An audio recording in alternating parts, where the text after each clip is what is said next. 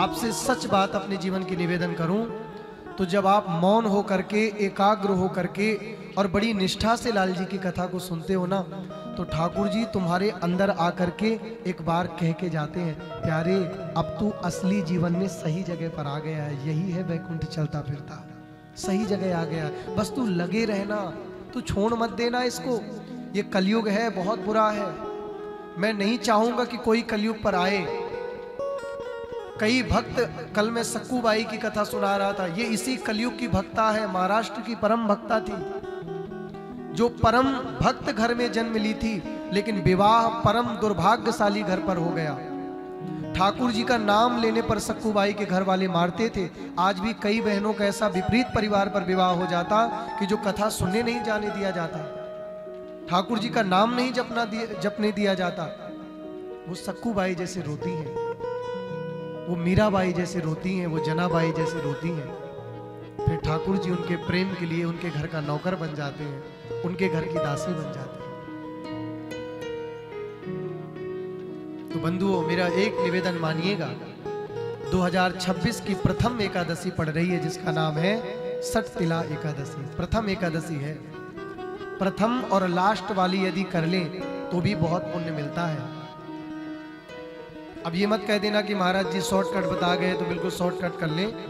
प्रयास तो करना कि सारी करें, लेकिन ना कर पाए तो 2 एकादशी तो ध्यान से ही बंधु करना है हमें। तो भरत जी जिसके नाम से हमारे आज देश का नाम भारत पड़ा, इनका मृग के बच्चे में मोह हुआ था। खेत पर बैठे थे, राजा रहुगढ़ गंगा सागर जा रहा था, एक कहार बीमार पड़ गया तो राजा ने पालकी पर लगा लिया। दिव्य ज्ञान दिया है भरत जी महाराज ने और कहा, राजा मैं शरीर नहीं हूं, मैं आत्मा हूं, ना मैं मरता हूं, ना मैं जीता, ना मैं दुबला हूं, ना मैं पतला हूं, मैं तो दिव्य भगवान की परम चेतना आत्मा हूं। आप मुझे मारने की और दंड देने की बात मत करो। राजा मरता तो ये शरीर है, मैं शरीर हूं ही नहीं, मैं तो आत्मा हूं। कथा सुनने के बाद मुक्ति हो जाती है। इस कथा का नाम है अमर कथा।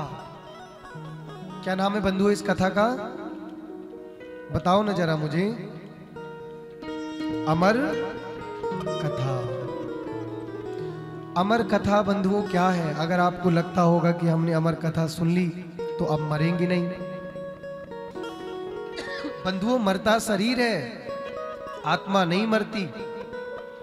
आपकी आत्मा निकाल करके अगर आपने अच्छे पुण्य ना किए इस जन्म में, तो कभी भी आपको दोबारा इस शरीर को नहीं दिया जाएगा। आपकी आत्मा उस भक्त के अंदर दी जाएगी जो भजन करके गया है, और आपकी आत्मा निकाल के आपके पाप रूपी दंड, जो आपका पाप बना, सीधे आपको नरक की यात्रा पर भेजा जाएगा। जाइए श्रीमान जी, 84 लाख के बाद एक बार मैंने तुम्हें मानव जीवन दिया, इसके बाद भी तुमने मेरा नाम गाना उचित नहीं समझा। इसके बाद भी जो तुम मुझसे कह के गए वो तुमने काम नहीं किया। माना कि संसार की माया, संसार के संबंध बहुत मायावी हैं, लिपटा लेते हैं, लेकिन मेरी कथा भी तो होती थी बीच बीच। मेरी कथा सुन करके ये भी तो बताया जाता था कि संसार के बंधन झूठे हैं, सब यहीं एक दिन रह जाएगा। सब कामों के साथ साथ प्रभु को ना विसारो, इनको भजते चलो, इनको जपते चलो। आज किसी नहीं लगता कि मैं अपने जीवन में छोटी सी जिंदगी को लेकर के खुश हो जाऊं। हम दोनों लोग ठीक है, क्या करना दुनिया में फंस के। लेकिन बंधुओं नहीं, बहुत रोता है जीव, बहुत रोता है, बहुत बार उसको रोना पड़ता है। वो परमात्मा प्रकृति के अधीन है, उन्हें दया नहीं आती। लेकिन जब तुम 84 लाख के बाद अंतिम योनि गौवंश यानी गाय की जब योनि पाते हो, तब तुम्हारा ये शरीर परम पवित्र होता है। तब उस ठाकुर को दया आती है, फिर वो तुमसे कहता है, जा एक बार तुझे मौका देता हूं।